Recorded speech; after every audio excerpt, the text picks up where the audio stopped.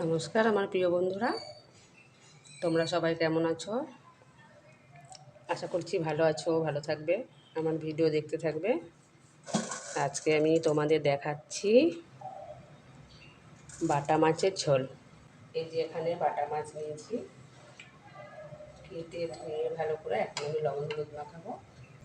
গ্যাসটা ধরিয়ে লবণ হলুদ মাখিয়ে দিচ্ছি। আর রান্নাটা সরষের তেলে করবো। সরষের তেলটা দিয়ে কড়াইটা অনেকটাই গরম হয়েছে, তেলটা গরম মতো ভালো করে মাখিয়ে নিই। তো কড়াইটা গরম হয়েছে, মাছগুলো আমি দিয়ে দিলাম।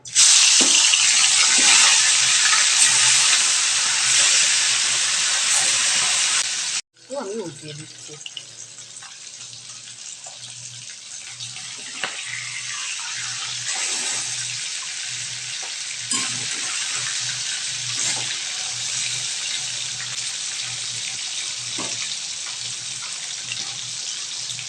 মাছটা তো হয়ে গেছে, আমি নামিয়ে নিচ্ছি।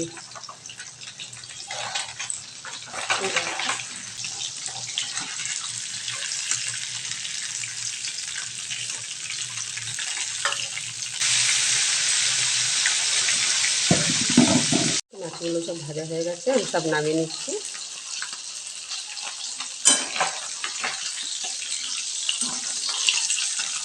দেখো খুব সুন্দর লাল লাল করে ভেজেছি। এবার আমি তেলের মধ্যে গোটা গরম মশলা দিয়ে দিলাম,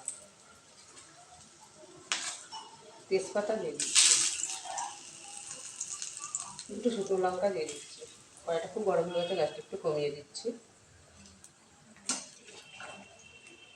ভালো আলু কাটা আছে যে, ওগুলো আমি দিয়ে দিলাম।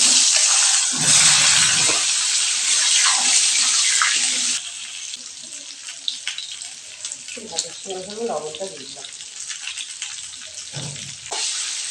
তোমরা অবশ্যই জানাবে, লাইক করবে, কমেন্ট করে বলবে কেমন হয়েছে। আমার নতুন বন্ধুরা আমার চ্যানেলটিকে সবাইকে সাবস্ক্রাইব করে রাখবে। আর যারা পুরনো আছে তাদেরকে অনেক ধন্যবাদ। মশলাটা পুরো দিয়ে দিলাম, যেহেতু আলুটা ভাজা হয়ে গেছে।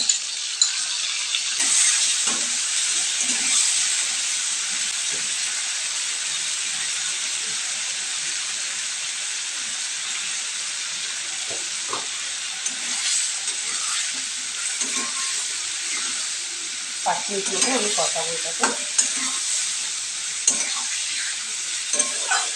দেখো বন্ধুরা, মশলাটা আমি ভালো মতো কষিয়েছি, তেলটাও ছেড়ে গেলোটা ভালো হয়েছে। এখন আমি এর মধ্যে একটু জল দিয়ে দিলাম, মশলা বাড়িটা দিয়ে জল দিলাম। কারণ আলুটা পিঠা করবো না, একটু ঝোল রাখবো, তাই আমি জলের পরিমাণটা। 15 মিনিট হয়ে গেছে, এখন আমি ঢাকাটা খুলে দেখি আলুটা সিদ্ধ হয়েছে কিনা।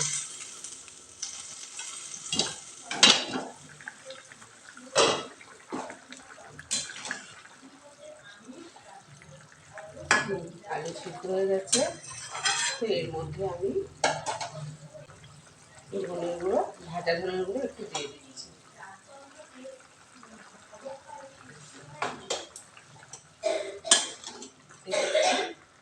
একটু গুঁড়ো মশলাটা ঝোলের সঙ্গে মিশে যাচ্ছে, মিশে গেলে আমি মাছগুলো, ভাজা মাছগুলো সব দিয়ে দিলাম।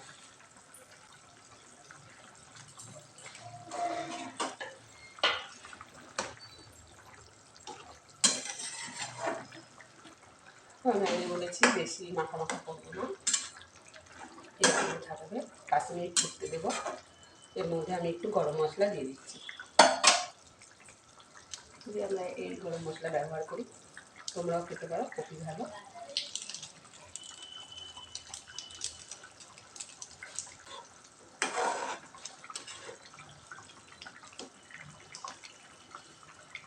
আজকের মতো আমার মাছের ঝোল রেডি।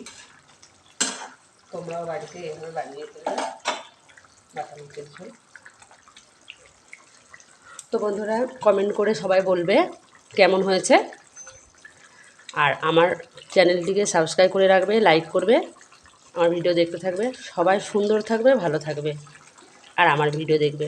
আজকের মতো আমি রাখছি, আবার আমি কালকে আসবো। অন্য কোনো নতুন একটা রেসিপি নিয়ে। তোমরা সবাই ভালো থাকবে।